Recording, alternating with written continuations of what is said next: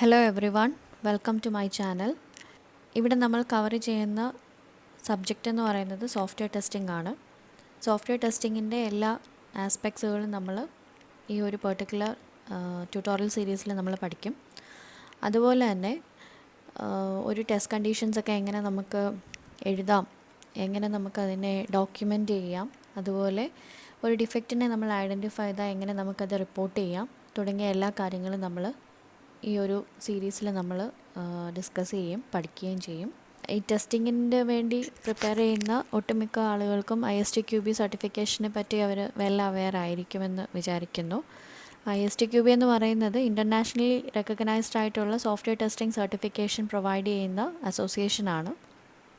അപ്പം ISTQBയുടെ certified test foundation level എക്സാമിന് വേണ്ടി പ്രിപ്പയർ ചെയ്യുന്നവർക്കും, അതേപോലെ തന്നെ നമ്മുടെ BTechന് സോഫ്റ്റ്വെയർ ടെസ്റ്റിംഗ് എലക്റ്റീവായിട്ട് എടുത്തിട്ടുള്ള സ്റ്റുഡൻസിനും, പിന്നെ അപ്സ്കില്ലിങ്ങിൻ്റെയൊക്കെ ഭാഗമായിട്ട് സോഫ്റ്റ്വെയർ ടെസ്റ്റിംഗ് പഠിക്കാൻ ആഗ്രഹിക്കുന്നവർക്കുമൊക്കെ ഈ ഒരു ട്യൂട്ടോറിയൽ സീരീസ് ഹെൽപ്ഫുള്ളായിരിക്കും.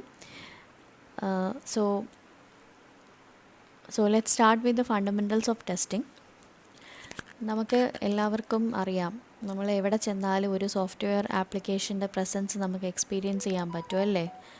So we can say that software testing എന്ന് പറയുന്നത്, അല്ലെങ്കിൽ സോഫ്റ്റ്വെയർ ടെസ്റ്റിംഗ് അല്ല, സോഫ്റ്റ്വെയർ എന്ന് പറയുന്നത് നമ്മുടെ ഡെയിലി ലൈഫിൻ്റെ ഒരു ഇൻ്റഗ്രൽ പാർട്ടായിട്ട് മാറിക്കൊണ്ടിരിക്കുകയാണ്. അപ്പോൾ ഇത്തരം ഒരു സാഹചര്യത്തിൽ ഒരു ഫോൾട്ടി സോഫ്റ്റ്വെയറുടെ പ്രസൻസ് എന്ന് പറയുന്നത് അതുണ്ടാക്കാവുന്ന നഷ്ടങ്ങൾ ഒരു മണി ലോസിലോ അല്ലെങ്കിൽ ഒരു ടൈം ലോസിലോ ഒരു ബിസിനസ് റെപ്യൂട്ടേഷൻ്റെ ഡാമേജിലോ മാത്രം ഒതുങ്ങി നിൽക്കുന്നതല്ല. ചില സമയം ഇത് ഒരു അപകടങ്ങൾക്കും അല്ലെങ്കിൽ മരണം വരെ സംഭവിക്കാവുന്ന കാര്യങ്ങൾക്കും വേണ്ടി വഴിവെച്ചേക്കാം. ഇതിൻ്റെ ഒരു എക്സാമ്പിൾ എന്ന് പറഞ്ഞാൽ നമ്മുടെ ഫ്ലൈറ്റ് മാനേജ്മെൻറ്റിൽ നമ്മൾ ഉപയോഗിക്കുന്ന സിസ്റ്റംസ് ഒക്കെ ഉണ്ടല്ലോ. അപ്പോൾ അതൊക്കെ ഒന്ന് ഫോൾട്ടി ആയിട്ട് വർക്കായാൽ വലിയ അപകടങ്ങളും ആ അപകടങ്ങൾ മുഖേന ജീവൻ വരെ നഷ്ടമാകാവുന്ന സാഹചര്യങ്ങളും ഒക്കെ ഉണ്ടാകും അല്ലേ.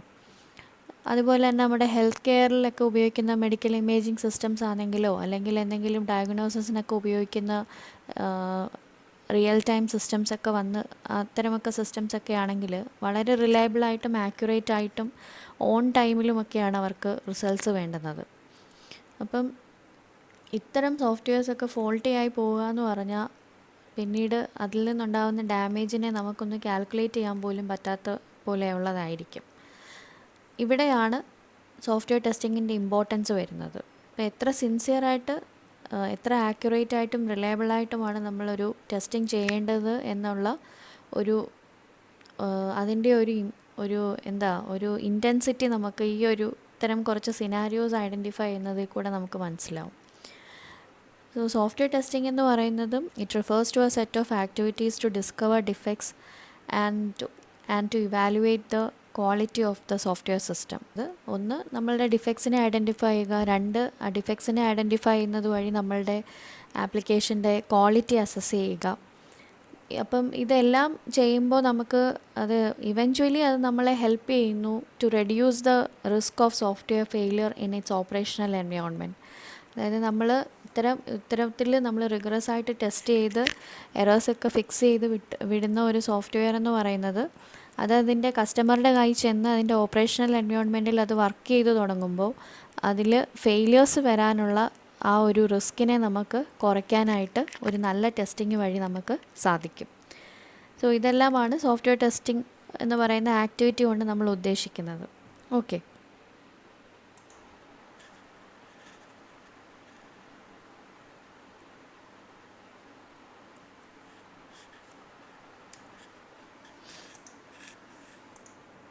നമ്മളൊരു ടെസ്റ്റിംഗ് തുടങ്ങുക എന്ന് പറയുമ്പം അതിനകത്ത് ആ ഒരു പെർട്ടിക്കുലർ ആക്ടിവിറ്റിയിൽ നമ്മൾ അച്ചീവ് ചെയ്യാൻ ആഗ്രഹിക്കുന്ന കുറച്ച് കാര്യങ്ങൾ കാണും. അപ്പോൾ എന്തായിരിക്കും നമ്മൾ ആ ഒരു ടെസ്റ്റിംഗ് ആക്ടിവിറ്റിയിൽ ചെയ്യാനായിട്ട് നമ്മൾ ഉദ്ദേശിക്കുന്നത്, അതാണ് ഈ ഒബ്ജക്റ്റീവ്സ് ഓഫ് ടെസ്റ്റിങ്ങിനകത്ത് പറയുന്നത്. അപ്പം നമുക്ക് ഇതിന് മുന്നേ ഉള്ള പല സോഴ്സ് കോഡുകളും കാണും. ഇപ്പം നമ്മളിപ്പോൾ 2-3 പ്രോജക്ട്സ് ചെയ്തത് സിമിലറായിട്ടുള്ള ടൈപ്പുകളാണെങ്കിൽ നേരത്തെ ഉള്ള സോഴ്സ് കോഡുകളൊക്കെ നമുക്ക് ഉപയോഗിക്കാം. ചിലപ്പോൾ കുഞ്ഞു മാറ്റങ്ങളൊക്കെ വരുത്താനുണ്ടാവത്തുള്ളായിരിക്കും അല്ലേ. അപ്പം മുന്നേ ഉപയോഗിച്ചിട്ടുള്ള സോഴ്സ് കോഡ്സൊക്കെ നമുക്കൊന്ന് റിവ്യൂ ചെയ്ത് നോക്കാം. അതുപോലെ തന്നെ ഇപ്പം തന്നിരിക്കുന്ന കസ്റ്റമറുടെ റിക്വയർമെൻറ്റ്സ് ഒക്കെ എഴുതിയ റിക്വയർമെൻറ്റ് ഡോക്യുമെൻറ്റ്സ് ഒക്കെ നമുക്ക് ചെക്ക് ചെയ്ത് നോക്കാം. ഇതെല്ലാം ടെസ്റ്റിങ്ങിൻ്റെ ആക്ടിവിറ്റീസിൽ നമ്മൾ ചെയ്യാൻ ഉദ്ദേശിക്കുന്ന കാര്യങ്ങളൊക്കെയാണ്. ഓക്കെ. അതുപോലെ തന്നെ പ്രൊഡക്റ്റിനെ വാലിഡേറ്റ് ചെയ്യുക. അതായത് വാലിഡേറ്റിംഗ് എ പ്രൊഡക്റ്റ് എന്ന് പറഞ്ഞാൽ എന്താ, ആ പ്രോഡക്റ്റ് നമ്മൾ കസ്റ്റമറിൻ്റെ എക്സ്പെക്റ്റേഷൻ അനുസരിച്ചിട്ടാണോ, കസ്റ്റമർ എങ്ങനെയാണ് ആ പർട്ടിക്കുലർ പ്രൊഡക്റ്റ് വർക്ക് ചെയ്യണമെന്ന് ആഗ്രഹിച്ചത് ആ രീതിയിലാണോ ആ ഒരു പർട്ടിക്കുലർ ആപ്ലിക്കേഷൻ വർക്ക് ചെയ്യുന്നത് എന്ന് ചെക്ക് ചെയ്യുന്നതാണ് വാലിഡേഷൻ എന്ന് പറയുന്നത്. അതുപോലെ തന്നെ നമ്മൾ ആ പ്രോഡക്റ്റ് ബിൽഡ് ചെയ്യാനായിട്ട് നമ്മൾ നമ്മൾ യൂസ് ചെയ്ത കുറേ പ്രൊസീജിയേഴ്സും പ്രോസസ്സുകളും ഒക്കെ കാണും. അപ്പോൾ അതൊക്കെ നമ്മുടെ സ്റ്റാൻഡേർഡ്സിനെ കൺഫേം ചെയ്യുന്ന പോലത്തെ പ്രൊസീജിയേഴ്സൊക്കെ ആണോ എന്നൊക്കെ നോക്കുന്നതാണ് വേരിഫിക്കേഷൻ എന്ന് പറയുന്നത്. അപ്പം ഈ സ്റ്റാൻഡേർഡ്സ് എന്ന് പറയുന്നത് ഇപ്പം നമ്മൾ പല ഇൻഡസ്ട്രിക്ക് വേണ്ടിയിട്ടായിരിക്കും നമ്മൾ ആപ്ലിക്കേഷൻസ് ഡെവലപ്പ് ചെയ്യുന്നത്. അപ്പോൾ പല ഇൻഡസ്ട്രീസിനും പല റൂളുകളായിരിക്കും ഉള്ളത്. ഹെൽത്ത് കെയർ ഇൻഡസ്ട്രി നിഷ്കർഷിക്കുന്ന റൂളുകളായിരിക്കത്തില്ല ചിലപ്പോൾ ഒരു ബാങ്കിങ് ആപ്ലിക്കേഷൻ പറയുന്നത്. അപ്പം അതൊക്കെ ഫോളോ ചെയ്തിട്ടാണോ നമ്മളുടെ ഒരു പർട്ടിക്കുലർ പ്രോഡക്റ്റിനെ ബിൽഡ് ചെയ്തുകൊണ്ടിരിക്കുന്നത് എന്നൊക്കെ ചെക്ക് ചെയ്യുന്നത്, ആ പ്രോസസ്സിനെയൊക്കെ ചെക്ക് ചെയ്യുന്ന ആക്ടിവിറ്റിയാണ് നമ്മൾ വേരിഫിക്കേഷൻ എന്ന് പറയുന്നത്. അതും ഒരു ടെസ്റ്റിങ്ങിൻ്റെ എയിമാണ്, ഒബ്ജക്റ്റീവാണ്. പിന്നെ അതുപോലെ തന്നെ നമ്മൾ ഫെയിലിയേഴ്സിനെയൊക്കെ ട്രിഗർ ചെയ്ത് നോക്കണം. അതിൽ നിന്ന് കാരണം ഫെയിലിയർ വന്നാലല്ലേ ഇത് എന്ത് കാരണവും അത് ഉണ്ടായെന്ന് നമുക്ക് നോക്കാം. അപ്പോൾ അങ്ങനത്തെയൊക്കെ സാഹചര്യങ്ങൾ നമ്മൾ നോക്കണം. പിന്നെ ഒരു ടെസ്റ്റിംഗ് എന്ന് പറയുമ്പോൾ ഒരു പ്രോഡക്റ്റിൻ്റെ ഓവറോൾ ക്വാളിറ്റി ചെക്കിംഗ് ആണ്. അതായത് അത് കംപ്ലീറ്റ് ആണോ, കറക്റ്റ് ആണോ, അതേപോലെ തന്നെ അത് ഈസി ടു ആക്സസ് ആണോ, പെർഫോമൻസ് വൈസ് അത് ഓക്കെയാണ്. അതായത് കുറേ ഡേറ്റ ലോഡ് വന്നാലോ അല്ലെങ്കിൽ യൂസേഴ്സിൻ്റെ ലോഡൊക്കെ വന്നാൽ അതിനെ നമ്മുടെ സിസ്റ്റത്തിന് അതിനെ കൈകാര്യം ചെയ്യാൻ പറ്റുന്നുണ്ടോ, ഇതൊക്കെ ചെക്ക് ചെയ്യുന്നതെല്ലാം ടെസ്റ്റിങ്ങിൻ്റെ ഭാഗമാണ്. അപ്പം ഓവറോൾ നമ്മൾ നോക്കുന്നത് നമ്മൾ ഒരു ക്വാളിറ്റി പ്രൊഡക്റ്റിനെയാണോ കൊടുക്കുന്നതെന്ന് ചെക്ക് ചെയ്യുന്നു. അപ്പോൾ അത് ചെക്ക് ചെയ്യുന്ന സമയത്ത് നമുക്ക് ഉറപ്പിക്കാൻ പറ്റും, ഓക്കെ നമ്മളുടെ പ്രോഡക്റ്റ് നമ്മുടെ കസ്റ്റമറുടെ കൈ കിട്ടിക്കഴിഞ്ഞാൽ ഹി വിൽ ഗെറ്റ് സാറ്റിസ്ഫൈഡ്. അപ്പോൾ അത്തരം ഒരു കൺഫോർമൻസ് കിട്ടുക എന്നുള്ളതാണ് നമ്മൾ ഈ ചെക്കിങ് വഴി ഈ ടെസ്റ്റിംഗ് വഴി നമ്മൾ എയിം ചെയ്യുന്ന കാര്യങ്ങൾ. ഓക്കെ. ഇനി നെക്സ്റ്റ് എന്ന് പറയുന്നത് എന്താണ് ടെസ്റ്റിങ്ങിൻ്റെ ഇമ്പോർട്ടൻസ്. അപ്പം എന്തൊക്കെയായിരിക്കും അതിൻ്റെ ബെനിഫിറ്റ്സ് എന്ന് പറയുന്നത്. ഇപ്പോൾ ഒരു ടെസ്റ്റിംഗ് നല്ലതായിട്ട് നടത്തുക എന്ന് പറയുന്നത് എന്തിനു വേണ്ടിയിട്ടാണ്, നല്ലൊരു ഹൈ ക്വാളിറ്റി പ്രോഡക്റ്റ് ഡെലിവർ ചെയ്യാൻ വേണ്ടിയിട്ടാണ്. അതേപോലെ തന്നെ ഡിഫെക്ട്സിനെ മാക്സിമം കണ്ടുപിടിക്കാനും പ്രിവെൻറ്റ് ചെയ്യാനും വേണ്ടിയിട്ട്, ഡെവലപ്മെൻറ്റൽ കോസ്റ്റ് നമുക്ക് റെഡ്യൂസ് ചെയ്യാനായിട്ട് പറ്റും, പെർഫോമൻസ് ഇമ്പ്രൂവ് ചെയ്യാനായിട്ട് പറ്റും. അതേപോലെ നല്ലൊരു പ്രോഡക്റ്റ് കൊടുത്തു കഴിയുമ്പോൾ നമ്മളുടെ കസ്റ്റമർ സാറ്റിസ്ഫൈഡ് ആവും. കസ്റ്റമർ സാറ്റിസ്ഫൈഡ് ആയിക്കഴിഞ്ഞാൽ അദ്ദേഹം എന്നും നമ്മൾക്ക് ബിസിനസ് തരും അല്ലേ. അപ്പം നമുക്കൊരു നല്ലൊരു കസ്റ്റമർ ബേസ് നമുക്ക് അങ്ങനെ ഉണ്ടാക്കിയെടുക്കാനായിട്ട് പറ്റും.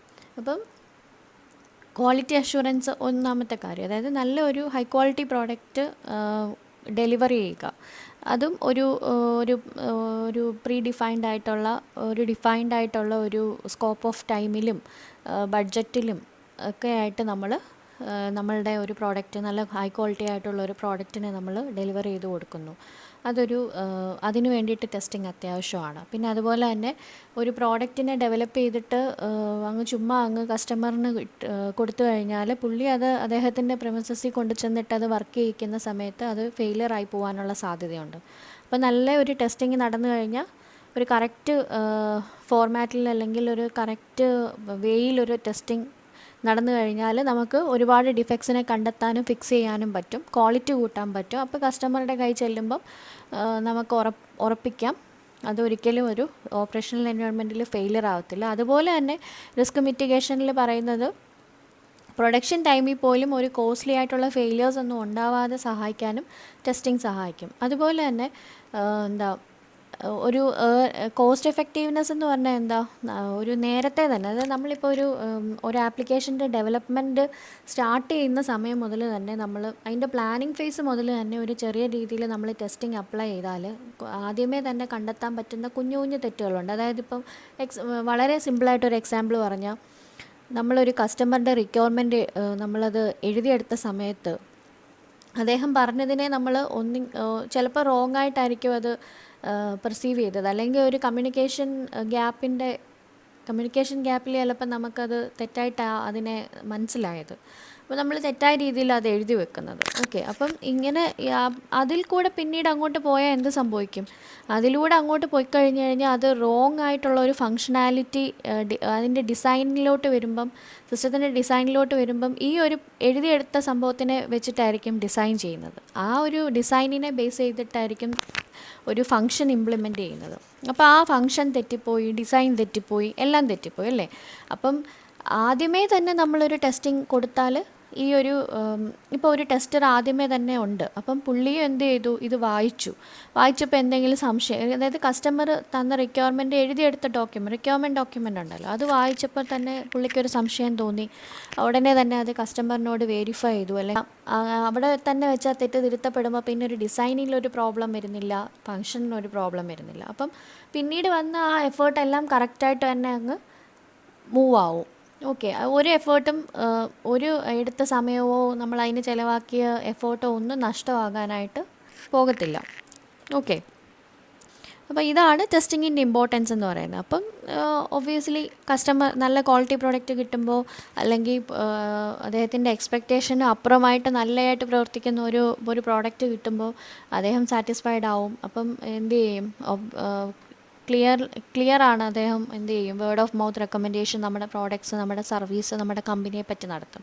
അപ്പം നമുക്ക് കുറച്ചും കൂടെ സെയിൽസ് ഒക്കെ കിട്ടും. മാർക്കറ്റിൽ നമുക്കൊരു ബ്രാൻഡ് നെയിം, റെപ്യൂട്ടേഷനൊക്കെ വരും.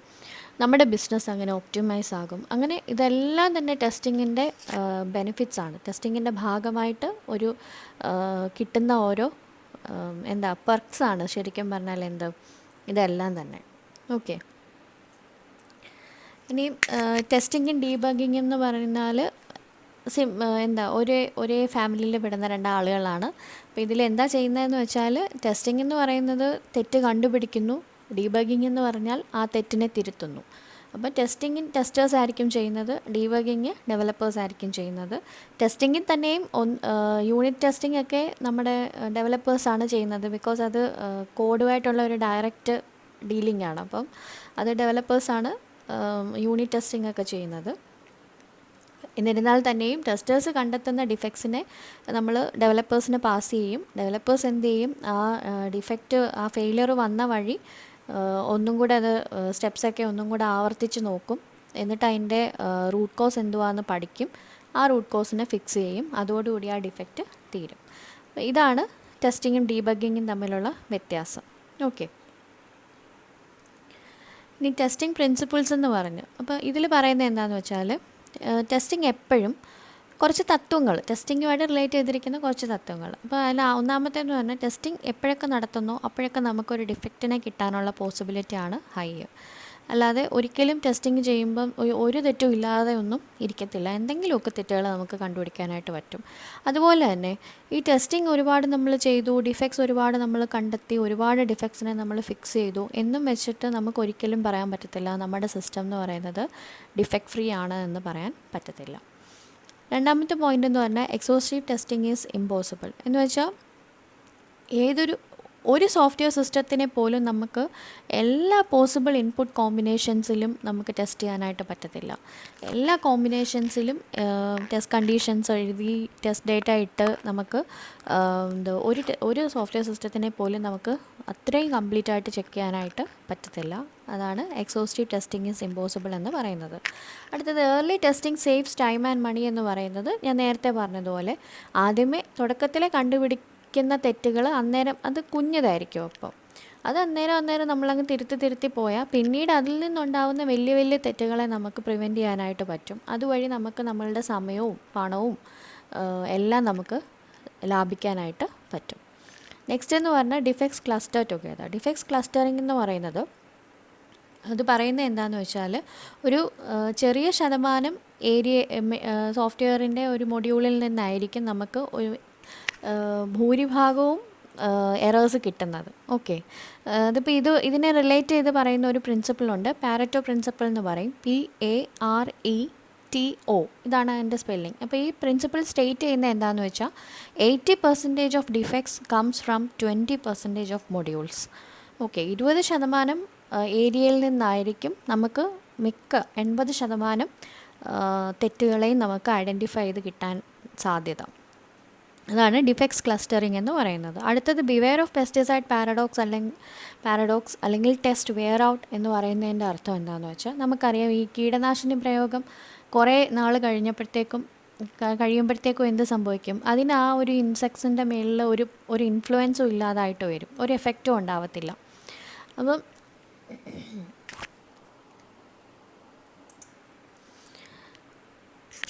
അപ്പോൾ അതേപോലെ തന്നെയാണ് ടെസ്റ്റിംഗ് എന്ന് പറയുന്നത്. ഓക്കെ, അതായത് നമ്മൾ സെയിം ടെസ്റ്റ് കണ്ടീഷൻസും സെയിം സെറ്റ് ഓഫ് ടെസ്റ്റ് ഡേറ്റായും ഒക്കെ നമ്മൾ ഉപയോഗിച്ചുകൊണ്ടിരുന്ന, റിപ്പീറ്റായിട്ട് പിന്നെയും ഉപയോഗിച്ചുകൊണ്ടിരുന്ന എന്ത് സംഭവിക്കുമെന്ന് വെച്ചാൽ, നമുക്ക് പുതിയ ഹിഡനായിട്ടിരിക്കുന്ന ഡിഫെക്ട്സുകളെ ഒന്നും നമുക്ക് ചിലപ്പോൾ റിവീൽ ചെയ്തെടുക്കാൻ പറ്റാതായി വരും. അപ്പോൾ നമ്മൾ എന്ത് ചെയ്യണം, കാലാകാലങ്ങളിൽ ഫ്രീക്വൻ്റായിട്ട് അല്ലെങ്കിൽ ഒരു നിശ്ചിത ഇടവേളകളിൽ നമ്മൾ എന്ത് ചെയ്യണം, ടെസ്റ്റ് കണ്ടീഷൻസൊക്കെ ഒന്ന് മാറ്റണം, ഇൻപുട്ട് ഡേറ്റാ സെറ്റ്സൊക്കെ ഒന്ന് റിഫ്രഷ് ചെയ്യണം. എന്നിട്ട് നമ്മൾ എന്ത് ചെയ്യണം, വീണ്ടും ടെസ്റ്റ് ചെയ്യണം. അപ്പം നമുക്ക് മനസ്സിലാക്കാൻ പറ്റും, കുറേ ഹിഡനായിട്ടിരിക്കുന്ന കുറേ ഡിഫെക്ട്സിനെയൊക്കെ നമുക്ക് ഐഡൻറ്റിഫൈ ചെയ്തെടുക്കാനായിട്ട് പറ്റും. അതാണ് beware of the pesticide paradox എന്ന് പറയുന്നത്, അല്ലെങ്കിൽ ടെസ്റ്റ് വെയർ ഔട്ട്. ഇനി ടെസ്റ്റിംഗ് എന്ന് പറയുന്നത് കോണ്ടെക്സ്റ്റ് ഡിപ്പെൻഡൻ്റ് ആണ്. അത് ഞാൻ നേരത്തെ പറഞ്ഞിരുന്നു. അതായത് ഒരു ഹെൽത്ത് കെയർ ഡൊമൈനിലേക്ക് നമ്മൾ ബിൽഡ് ചെയ്യുന്ന ആപ്ലിക്കേഷൻ പോലെ ആയിരിക്കില്ല ഒരു ബാങ്കിങ് ഡൊമൈനിന് വേണ്ടി നമ്മൾ എടുക്കുന്നത്, അല്ലെങ്കിൽ ഒരു എഡ്യൂക്കേഷണൽ ഇൻസ്റ്റിറ്റ്യൂഷന് വേണ്ടി നമ്മൾ ഉണ്ടാക്കുന്നത്. അപ്പം ഇതെല്ലാം തന്നെ ഏത് കോണ്ടെക്സ്റ്റുമായിട്ട് ബന്ധപ്പെട്ടിരിക്കുന്നോ ആ ആപ്ലിക്കേഷൻ, അതേ മാനറിലായിരിക്കും നമ്മൾ ഇതിനെ ചെക്ക് ചെയ്യാനുള്ള ടെസ്റ്റ് കണ്ടീഷൻസുകളും ഡേറ്റാ സെറ്റ്സും ഉണ്ടാക്കുന്നത്. ഓക്കെ, എന്താണ് ഈ ക്വാളിറ്റി എന്ന് പറയുന്നത്? ക്വാളിറ്റി എന്ന് പറയുന്നത് നമ്മളുടെ പ്രോഡക്റ്റ് എത്രത്തോളം കസ്റ്റമറിൻ്റെ എക്സ്പെക്റ്റേഷൻ അനുസരിച്ചിട്ടാണ് ബിഹേവ് ചെയ്യുന്നത് എന്നുള്ള വാലിഡേഷനാണ് ക്വാളിറ്റി എന്ന് പറയുന്നത്. അതല്ലെങ്കിൽ നമുക്ക് പറയാം, നമ്മളുടെ പ്രോസസ്സിനെ ഡെവലപ്പ് എടുക്കാൻ നമ്മൾ ഉപയോഗിച്ചിട്ടുള്ള പ്രോസസ്സും പ്രൊസീജിയേഴ്സും പ്രോട്ടോക്കോൾസും റെഗുലേഷൻസും ഒക്കെ എത്രത്തോളം ഇൻഡസ്ട്രി സ്റ്റാൻഡേർഡ്സിനെ കൺഫേം ചെയ്യുന്നുണ്ട് എന്നുള്ള ഒരു വേരിഫിക്കേഷനും കൂടെയാണ് എന്തെന്ന് പറയുന്നത്, ക്വാളിറ്റി എന്ന് പറയുന്നത്. അപ്പോൾ ഈ രണ്ട് ആസ്പെക്ട്സിൽ നമുക്ക് ക്വാളിറ്റീനെ ഡിഫൈൻ ചെയ്യാനായിട്ട് പറ്റും. So quality refers to the degree to which a product meets its specified requirements, and that's we call as verification, as well as the degree to which it satisfies customer needs and expectations, and that is called validation. ഇനി next എന്ന് പറഞ്ഞാൽ, നമ്മളിപ്പം quality മാനേജ്മെൻറ്റിനകത്ത് വരുന്ന ടേമുകളാണ് ഈ കാണുന്നത്. Quality assurance, quality control, verification, validation, testing എന്നൊക്കെ പറയുന്നത്.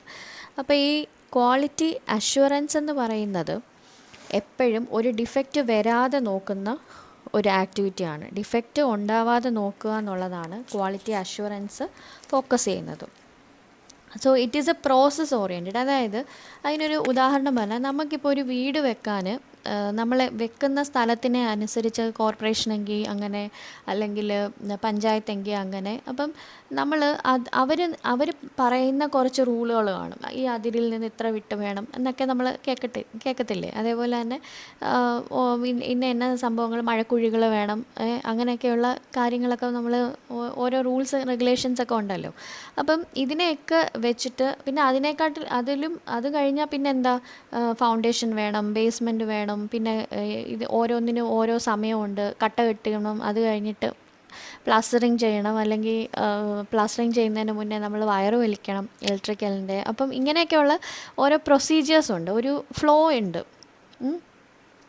അപ്പം ഈ ഒരു ഫ്ലോ പ്രകാരമാണ് നിങ്ങളുടെ ഈ വീട് നിർമ്മിക്കുന്നതെങ്കിൽ അത് മിക്കവാറും കുഴപ്പമൊന്നും ഇല്ലാത്ത ഒരു വീടായിട്ടായിരിക്കും നിങ്ങൾക്ക് വരുന്നത്. നിങ്ങൾക്ക് ഭാവിയിൽ വലിയ പ്രശ്നങ്ങളൊന്നും ഉണ്ടാവാനായിട്ട് അതുകൊണ്ട് പോകുന്നില്ല. സെയിം അതുപോലെ തന്നെയാണ് നിങ്ങൾ ഈ ആപ്ലിക്കേഷൻ ബിൽഡ് ചെയ്യാൻ ഉപയോഗിക്കുന്ന പ്രോസസ്സും പ്രൊസീജിയേഴ്സും ഒക്കെ ഇൻഡസ്ട്രി സ്റ്റാൻഡേർഡ്സിന് കൺഫേം ചെയ്യുന്നതാണെങ്കിൽ നിങ്ങളുടെ പ്രോഡക്റ്റിന് വലിയ ഡിഫക്ട്സ് ഉണ്ടാവത്തില്ല. സോ അതാണ് ക്വാളിറ്റി അഷ്വറൻസിൽ ചെയ്യുന്നത്. So quality assurance focuses on preventing defects ഉണ്ടാവാതെ നോക്കുക. So it is a process oriented അപ്രോച്ചാണ്. പ്രോസസ്സിനെയാണ് അത് ഫോക്കസ് ചെയ്യുന്നത്. അതൊരു പ്രിവെൻറ്റീവ് മെഷറുമാണ്, അല്ലേ? എന്നാൽ QC എന്ന് പറയുന്നത് നമ്മളുടെ വീട് പണിത് കഴിഞ്ഞിട്ട് പിന്നെ അതിന് എന്തെങ്കിലും ഡിഫക്ട്സ് ഉണ്ടോ എന്ന് നോക്കുന്ന പോലെയാണ് QC. എന്തെങ്കിലും പ്ലംബിംഗ് ഡിഫെക്ട്സോ അല്ലെങ്കിൽ എല്ലാ ഇലക്ട്രിക്കൽ അപ്ലയൻസസും കണക്ട് ചെയ്ത് കഴിഞ്ഞിട്ട് സ്വിച്ച് ഇട്ടപ്പോൾ ചിലപ്പം പെട്ടെന്ന് നമ്മുടെ ELCB അടിച്ചു.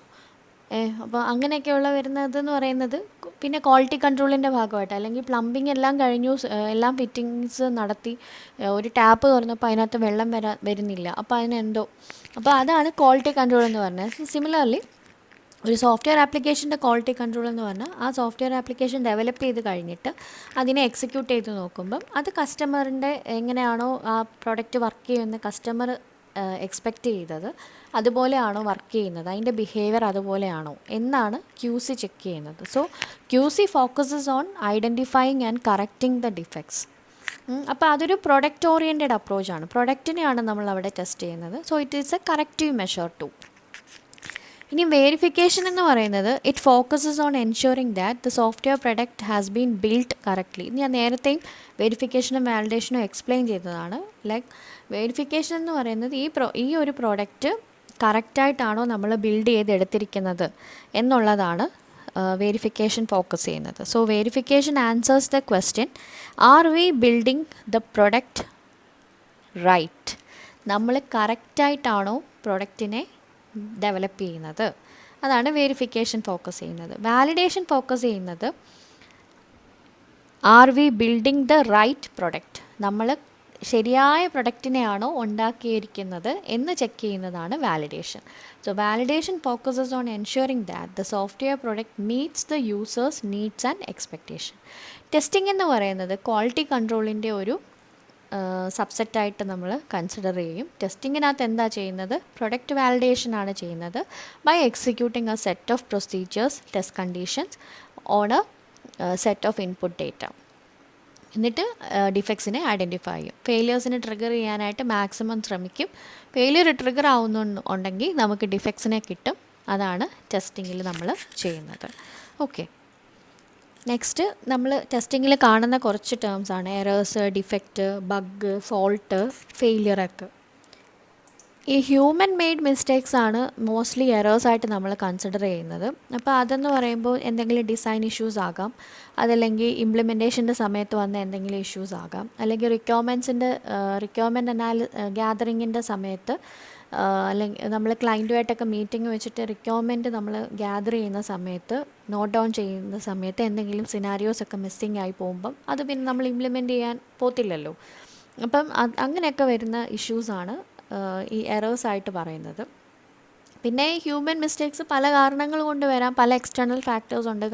ലൈക്ക് ഒരു ഡെഡ് ലൈൻ പ്രഷർ കൊണ്ടാകാം, അതല്ലെങ്കിൽ എന്തെങ്കിലും കമ്മ്യൂണിക്കേഷൻ ഗ്യാപ്പ് കൊണ്ടാകാം, അല്ലെങ്കിൽ ടെക്നിക്കലി ഏബിളായിട്ടുള്ള ആളുകൾ നമ്മളുടെ ആ ഹ്യൂമൻ റിസോഴ്സിൽ വന്ന എന്തെങ്കിലും ഒരു അപാകതയാകാം. സ്കിൽഡായിട്ടുള്ള ആളുകൾ ആയിരിക്കത്തില്ല ചിലപ്പോൾ അതിൽ പാർട്ടിസിപ്പേറ്റ്, അല്ലെങ്കിൽ ഏതെങ്കിലും ഒരു ആക്ടിവിറ്റിയിൽ പാർട്ടിസിപ്പേറ്റ് ചെയ്തിട്ടുണ്ടാവില്ല സ്കിൽഡായിട്ടുള്ള ആളുകൾ. അപ്പോൾ ഇങ്ങനെ തുടങ്ങി പല കാരണങ്ങൾ കൊണ്ടും ഇങ്ങനത്തെ മിസ്റ്റേക്കുകൾ സംഭവിക്കാം.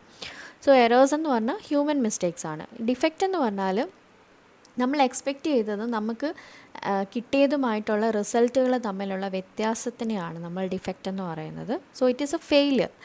ഇതാണ് ഫെയിലിയറിലേക്ക് സിസ്റ്റത്തിനെ ലീഡ് ചെയ്യുന്നത്. ഓക്കെ, ഡിഫെക്ട്സ് ഉണ്ടെങ്കിൽ അത് കസ്റ്റമർ പിടിച്ചു കഴിഞ്ഞാൽ അത് ഫെയിലിയറായി.